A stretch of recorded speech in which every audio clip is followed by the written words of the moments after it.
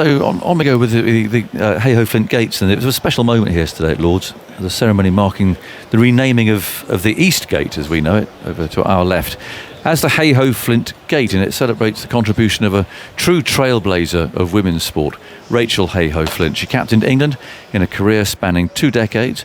She was hugely instrumental in setting up the inaugural Women's World Cup, which was played 2 years, of course, before the men's version. She made history in 1976 when she became the first woman cricketer to set foot in a playing capacity on the main ground at Lord's. She remained a dedicated advocate for women's inclusion in the game once her playing career ended, and was pivotal, of course, in the campaign to allow women to become members of MCC in 1998. She died in 2017, sadly just before England's World Cup win that year. The renamed gate was opened by the ECB interim chief executive Claire Connor and Rachel's son Ben, and Ben told me the ceremony was a special moment for the family. Yeah, it was lovely. I mean, another mixed bag of emotions, really. The family, I think, we were all welling up when we were opening the gate yesterday. A huge sense of pride, but also very humble as well. We didn't earn it. It was Mum that earned it. She grafted away and knocked all those goals in for women's cricket. Yeah. I just got a feeling, I can almost imagine what Rachel might say if she saw you welling up at a set of gates. I don't think she'd probably tell me to get a handkerchief out and stop blubbing. I think come on, chin up, Ben. Yeah. Chin up, Flint. Get on with it. But no, it was a lovely occasion. Friends and family there. Yeah. The family of cricket, my family, and so many. She touched so many lives. So there were many faces in the crowd that it was like, oh yeah, I recognise you from that, and I recognise you from that, and the Lady Taverners this, and the MCC that, and the ECB here, and it was great. Yeah. And Claire, for you too. I mean, you've obviously very much an advocate of women's cricket as well, of course, being a former captain. But I mean, to see a woman honoured at Lord's, it's a first, isn't it? Yeah, it's another first. And we were talking earlier about the number of firsts that Rachel can lay claim to.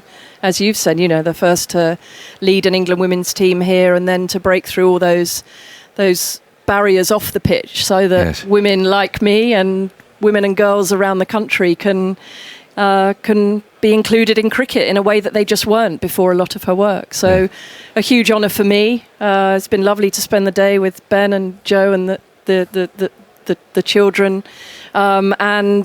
Absolutely privileged to, in my year as MCC president, as the club's first female president, just thrilled that it could happen on my watch, as it were. Yeah, she'd be pleased with that too, wouldn't she? Thrilled at that. Yes, she would. She really would. Were you aware, Ben, of what a driving force that she was? I guess the answer is probably yes, because she would have been when you were a bit older than when she was merely a cricketer. Yeah, I mean, my first memory, or the first time that I was here, I was 2 years old when Mum was striding out onto the pitch with her band of merry women. Yes. Completely unaware with what was going on, just kind of wondering where my next meal was coming from, probably.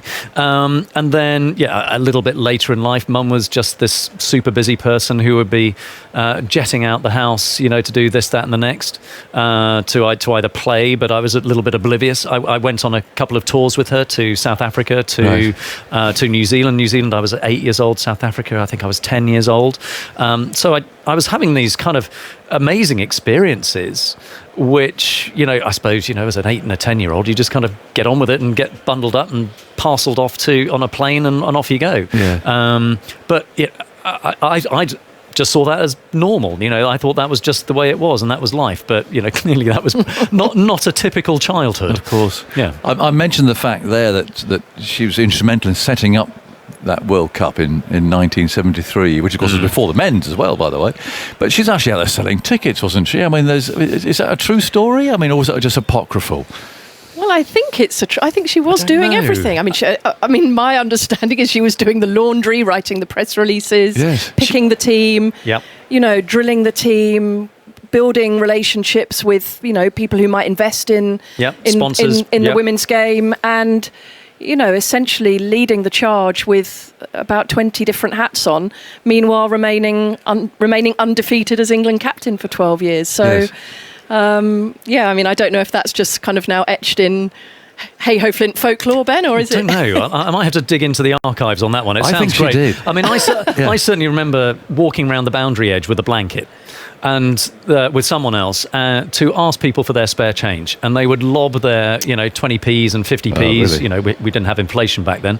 Into the blanket to support women's cricket, and they were fundraising by getting spare change rattling around in people's pockets. Yeah. I'd do the scoring every now and then. This is not about me, but I'm just trying to show you that we were all kind of mucking in some ways. And yes, Mum would pick the team, captain the team, write the reports. Well, I was going to come on to that. Call in the report, Yes. and then rush home and bake me some horrible effort in the kitchen. She was not a great chef.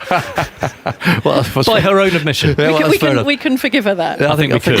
Yeah. But I certainly, again, I've heard of stories of that. She'd play, do everything else, go write the report, file the report, and then if Yeah. they were playing away, she'd grab her ukulele and go downstairs to the bar and lead the singing. I mean, again, have you got any memories of that? Again, New Zealand in 1982. I remember sitting on the pavilion steps of Hamilton Cricket Club or Hamilton Cricket Ground. Lovely.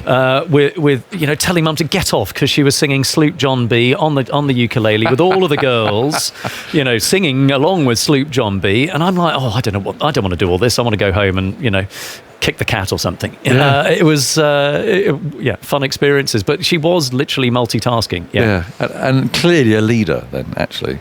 Yeah, I think she was just someone who loved entertaining the troops, and in some of those things, okay, the entertainment aside, but in some of those capacities she was fulfilling, there was no one else. There wasn't a commercial director, there wasn't maybe there was a coach, but there wasn't anyone going out there trying to get the sponsorship from Sir Jack Hayward for that first World Cup. It was Mum just writing a letter off, shooting letters off to captains of industry.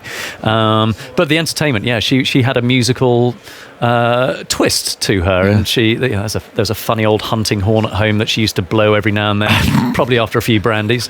And the ukulele came out, and so she did have this little musical twist. It was great. What a start! And kept goal for England in hockey, single-figure golfer, I think. Yeah, county squash player. Wow. I know it was all a bit belittling, really. It was like, oh God, what's she going to do next? One of those who could just do anything. Well, I remember when I first got this job, it was always an annual event to come down in the radio car, which you were allowed in those days. You could think of the big antenna, park outside the Grace Gates, and you'd wait for the inevitable because it was the MCC annual general meeting. And of course the big story was always, will there be women members? And for the first, I think, 7 years of my job, you knew full well what the answer was going to be. I could have filed my report and gone home. However, then there was a shift. There was a shift when your mum and Tim Rice and others really you could feel the momentum. And so 98, wasn't it? I was parked out there. I would have filed a completely different report. Do you remember how she was after that? Yeah, I was there. I was, at the start of my working career in London, and we were, the memories are a little dim, but we were sitting in the Tavern Inn just by the gate, and we were sipping a lemonade or something and waiting for something to emerge and some news to emerge. And then you saw my radio car then. I was probably there. I was going, what's that parked there for? and I remember there's someone coming out and saying, you've got it, you've done it, or words to that effect. And Mum whooped like an 18-year-old, leapt over the fence. And we were, sipping a lemonade or something and waiting for something to emerge and some news to emerge. And then you saw my radio car then. I was probably there. I was going, what's that parked there for?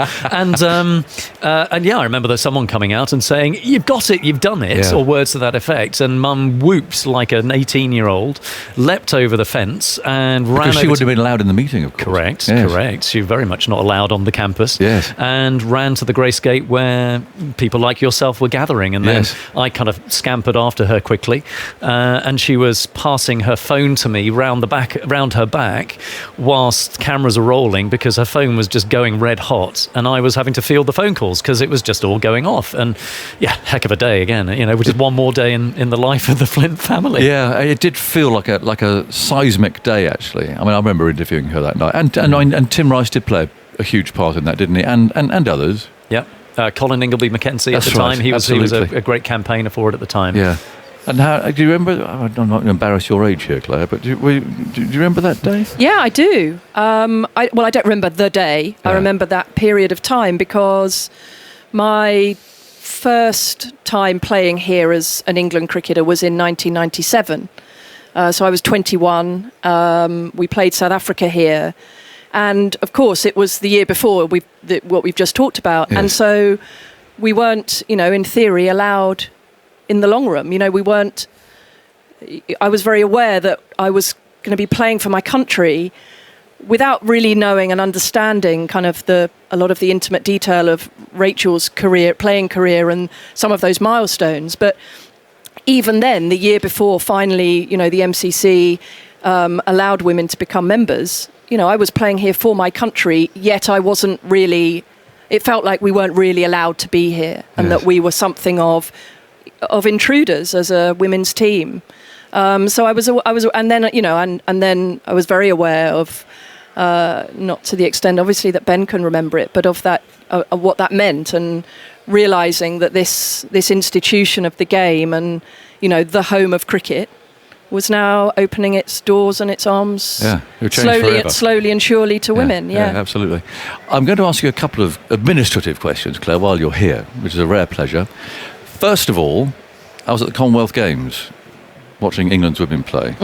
Should we have done better than that? Yeah, we should. It was, overall, it was a disappointing campaign, wasn't it? Yeah. It was, an enormous opportunity. You're missing the captain. Yeah, hugely. Yeah. Heather obviously injured and still injured. And I think, it was, you sort of step back and you look at what that opportunity could have been. Historic inclusion, again, something Rachel would have been unbelievable. Historic inclusion in the Commonwealth Games in Birmingham. Just an amazing platform.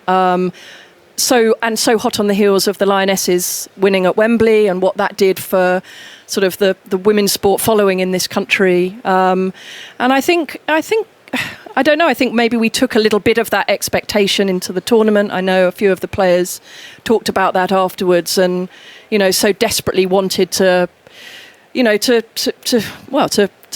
a medal for their country. And I think the experience was I think they loved the experience, and their first experience of being part of a multi-sport games.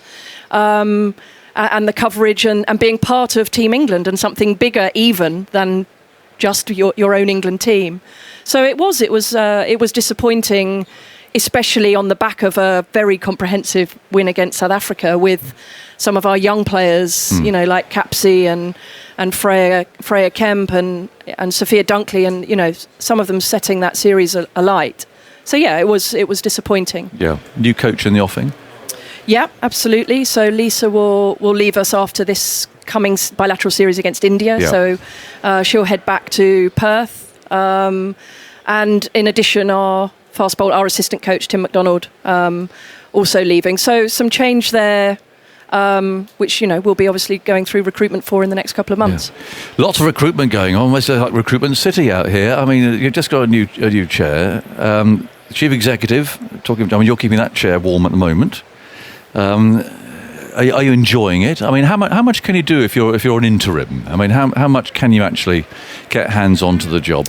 I think you have to set those kind of tram lines clearly with the board early on, which I did, and the mandate, I suppose, is that you're the CEO until you're not, kind of thing. I think we're all in our roles until we're not, aren't we? So. There was a sense, there was a kind of mandate from the board to properly step into that role and make decisions and be part of really being immersed in the role for as long as I'm in it for.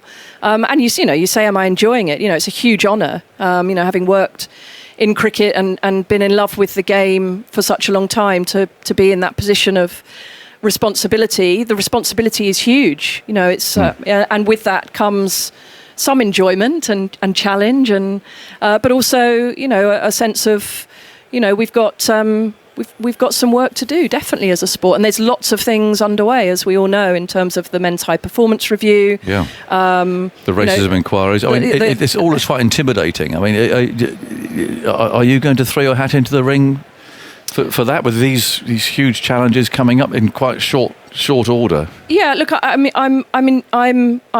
really enjoying the challenges that the role's providing, and that's how I feel at the moment. I'll spend some good quality time with Richard Thompson over the next month or so when he starts, and as the search for the CEO gets underway. There are some enormous challenges for cricket, and I would, in whatever role, I very much would like to be part of trying to solve some of them and keep taking the game forward, because we know the power of this game to bring people together and to provide inspiration, and we need to get past a few things so we can really optimise doing that. Yeah. Good to see you as always, Claire. Thanks for coming in. Ben, nice to meet you. Great to be here. I'm not sure congratulations or whatever is the right word, but it's a lovely honour. And your mum was very well known and very well loved by everybody down at this end of the ground as well as up at that as well. Thanks for coming in. Thank you.